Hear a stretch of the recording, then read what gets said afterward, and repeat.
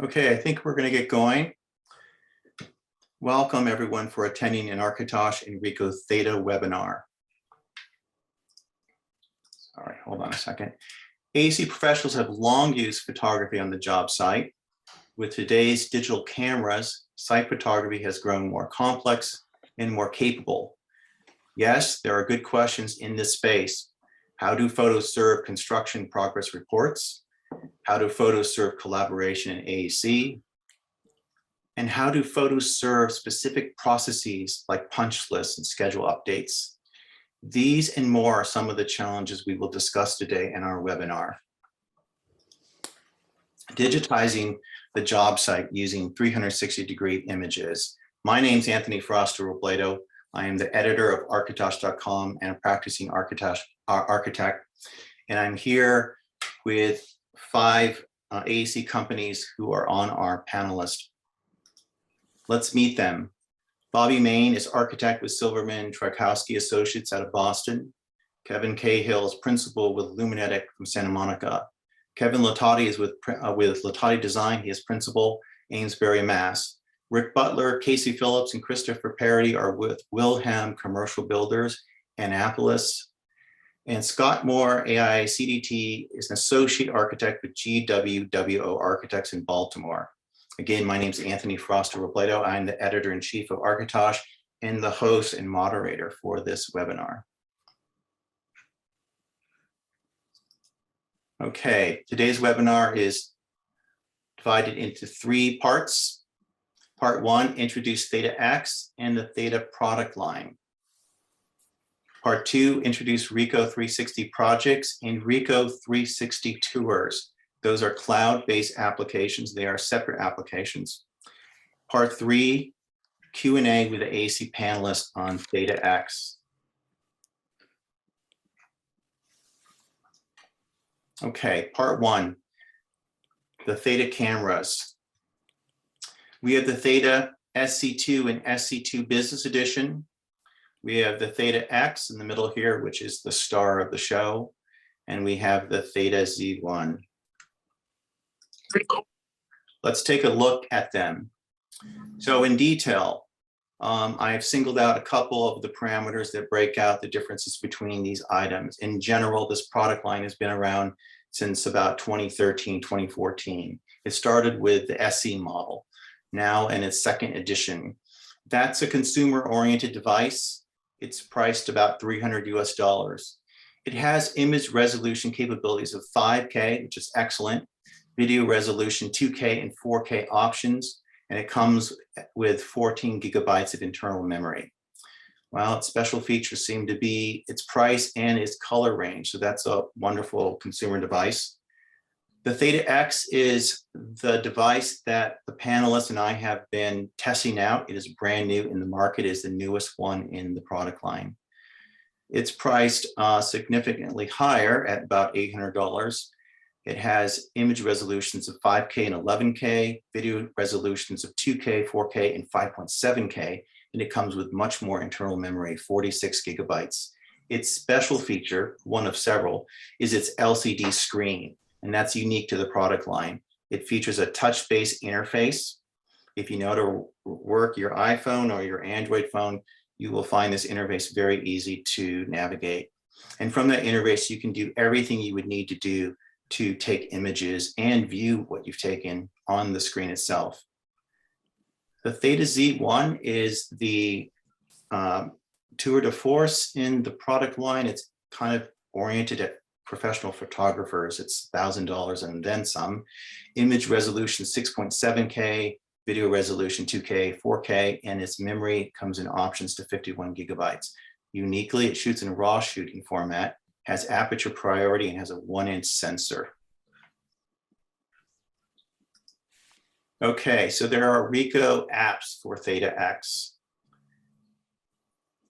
I spent most of my time with the RICOH Theta app on the left. This is the basic application that runs on both iOS and Google Android. And you could see some of my photos that I took in my kind of experimental testing. Theta Plus is a more consumer-oriented application. it does many of the things that RICOH Theta app does, but it is more for, I guess, having fun with the images. As you can see some of the images here, like something you would use when you're on vacation. And this would pair beautifully with the SE2 application. I'm sorry, the SE2 model. So let me go to the next slide.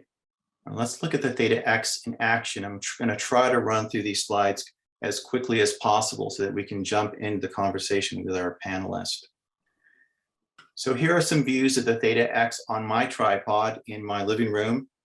I just took these views so that we can sort of see it sort of in action. The back of the camera here is shown on the left, and you can see there's a very bright, large screen. It's very easy to operate. And you will also see that there's a lens on both sides of the unit. The front of the camera is in the middle image. The little blue lights indicate that the unit's on. And then the touch user interface is kind of shown. This is one of the screens on the far right.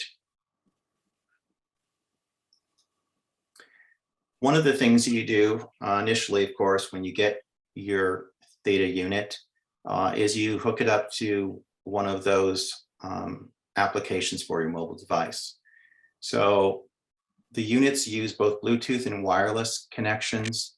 This is what the screen looks like when you're setting that up. Another thing that you'll do right away, if you are like me, is you will look at the default image size and determine if you're going to shoot a 5K or 11K image for your panos. The default setting is 5.5K, and I shot everything in that with the exception of a couple other images. 5K seems very acceptable for AEC work in the construction context. For finished architecture, though, you might want to bump up the resolution. When you've taken pictures with the unit and they are being streamed from the camera back to your phone, this screen pops up and it shows you the progress. Some of the other panelists have mentioned that one of the reasons why they shot with 5K is because they wanted to keep the images a little lighter so they can work more quickly.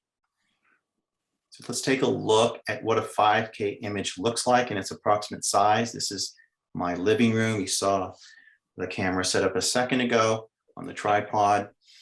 This is what it looks like if you've never seen a 5K image, period. This is what you would see if you open one up in, say, Apple Photos or Photoshop.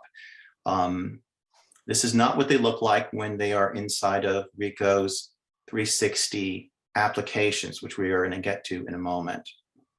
So 5K image, approximately 11 megabytes, maybe 12, somewhere between 10 and 12 will be the normal range. And if we want to see what happens when we bump up to 11K, we're going to see, a tripling and then some of the size. Roughly 37 megabytes was the size for this particular image of my hallway in my house. So, all right, so that is kind of a quick introduction to the cameras.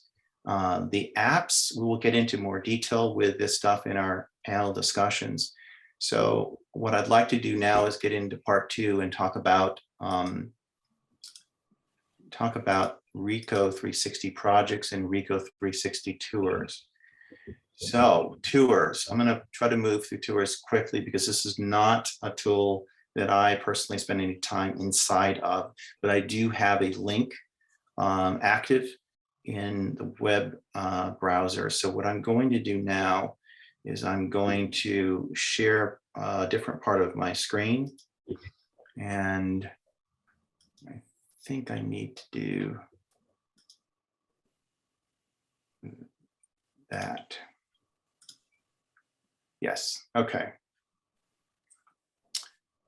All right, so I probably shouldn't move that. So here we are inside of RICOH 360 Tours. This is an application that was built kind of specifically for the real estate market. It seems excellent for the real estate market, but I think a lot of people in experiencing this will find uses for it in AEC, whether you're on the construction side or the design side. I think what we want to do is actually explore this in some detail. So just to give you a sense of the quality of the application, and also the quality of the imagery that these Theta units can capture. I'm not sure what camera took these photos, but and if they're 5K or 11K, perhaps one of RICOH's people that's on the call can answer that question at the end in the Q&A session.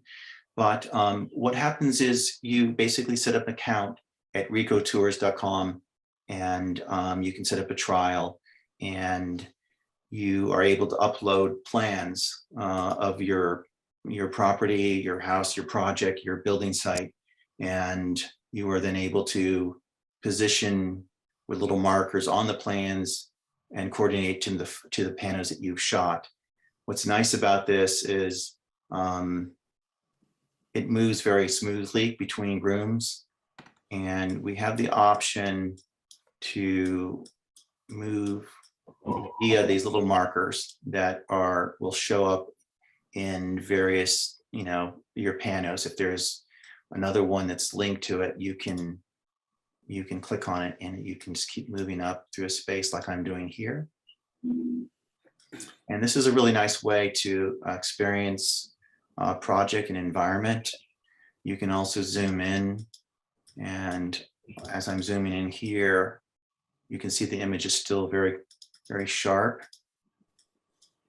And I'm certain that during the pandemic, when we all needed to be remote, especially in the real estate market or the commercial sector where architects are involved in designing projects for speculative use, having the ability to kind of use a tool like this would be highly advantageous. You also have a way to navigate the images directly, and they have names. So I can go to the mudroom, for example, and it will take me to the mudroom. I don't have to use the plan. If you have more than one level, you can click between the different levels this way. And I'm just going to go to the living room real quick before we exit this, just to spin around this really nice house. And we'll go right up to the corner here. I think I went outside. We'll go right here and get right here in this wonderful 6-sided corner of the house. It's beautiful windows. So this is 360 Tours, and you can find that at ricohtours.com. And what I want to do now is I want to quickly show you what I did in terms of testing out RICOH360 projects. So I will click over to projects, and I've already logged in, and I will just give you a quick rundown of what this interface looks like. So when you log in, you will have to add a project. That will be the first thing you will do. The interface is fairly straightforward. There's a home button. There's a button with little figures on it, which is for your team, for building it your team, who you invite into this application. And there is both a full member and a light member. And a light member does not increment against the cost structure for the plan. There's a settings button, an upgrade button. You can upgrade to more photo capacity, for example, or upgrade to more members.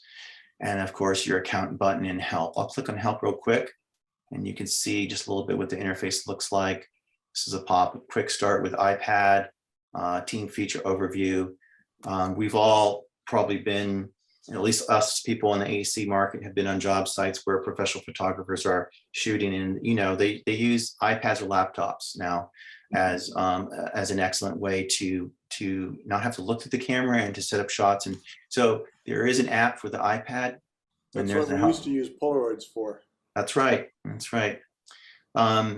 So let's go into a project, because I already have some added. First thing you do when you're in a project, you will click on the Add Drawing button. These buttons are very logically oriented, so as soon as you get in, you're kind of drawn to the biggest thing you see in the interface, and that's the first thing you need to do. So I've already added a floor plan for this project. Once you've added a floor plan, what you want to do then is add a position. This is the position from where you took your pano. We will take a look at some of these in a moment. If you mess up with your positions, you can edit them and reposition them, and you can delete them. From the menu here, you can edit the drawing name, open an annotation list, copy drawing link, and delete the drawing entirely.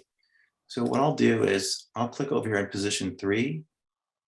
And this is a big country house. It's actually a historic property in Wayland, Massachusetts. And we are doing a small renovation to this project.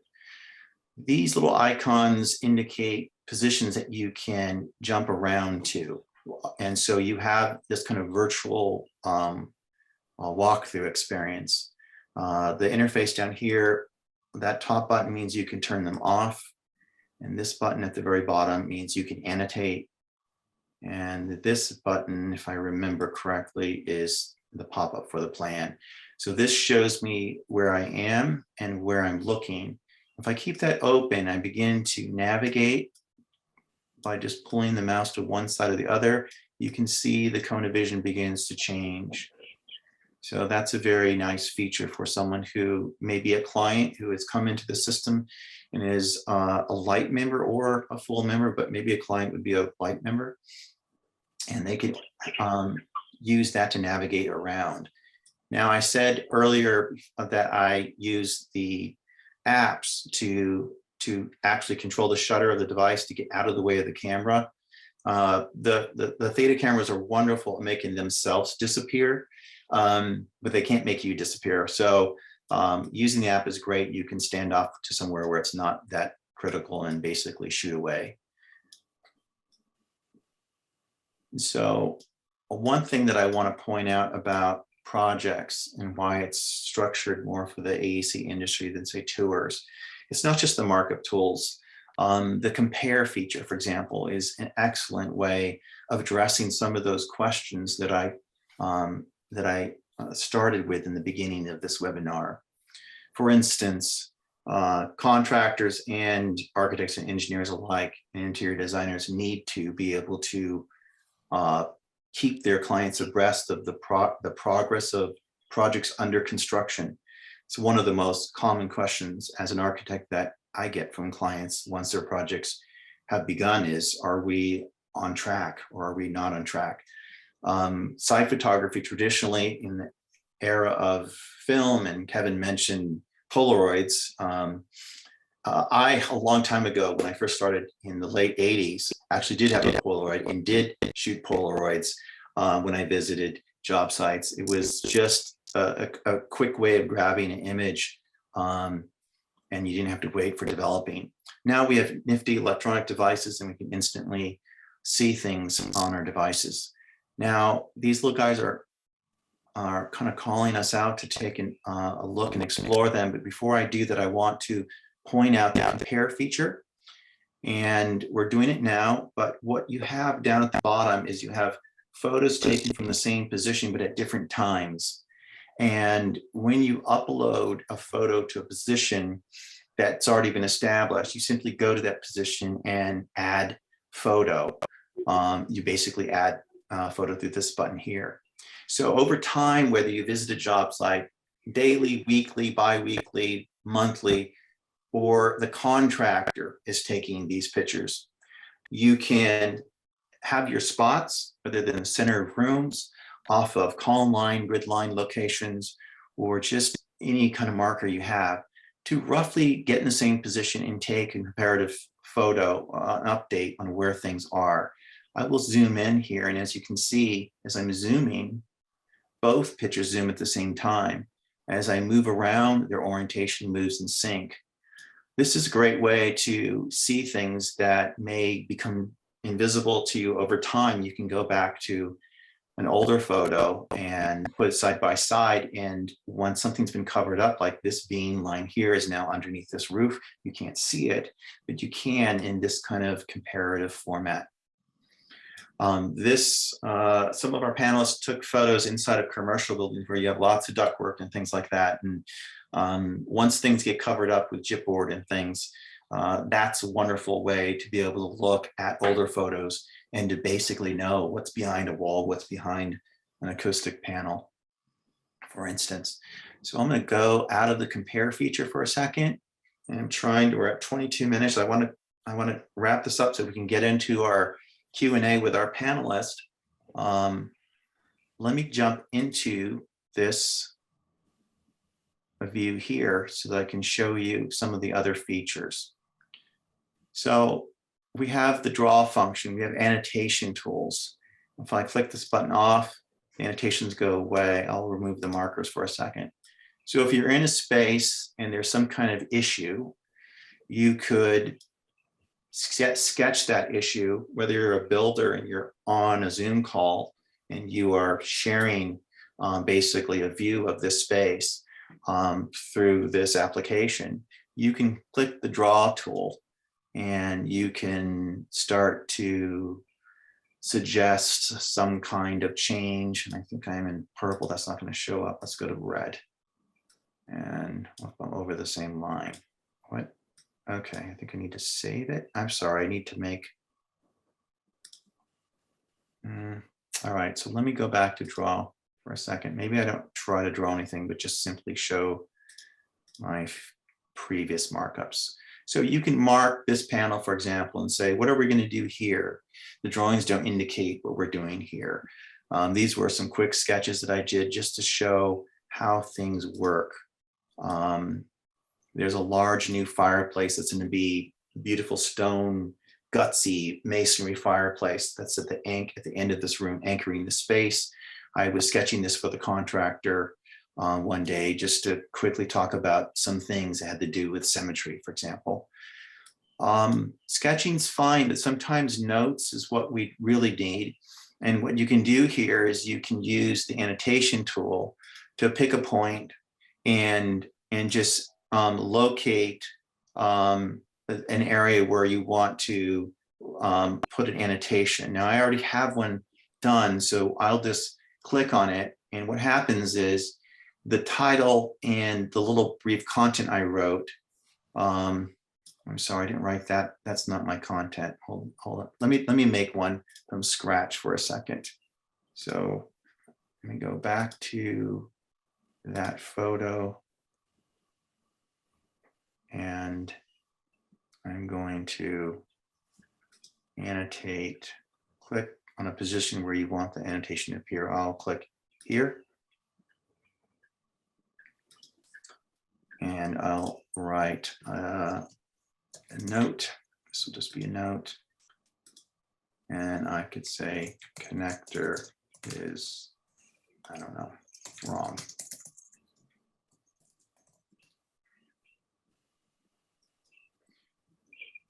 Okay, click the position where you want the annotation to appear. I'm having, there it is. Okay.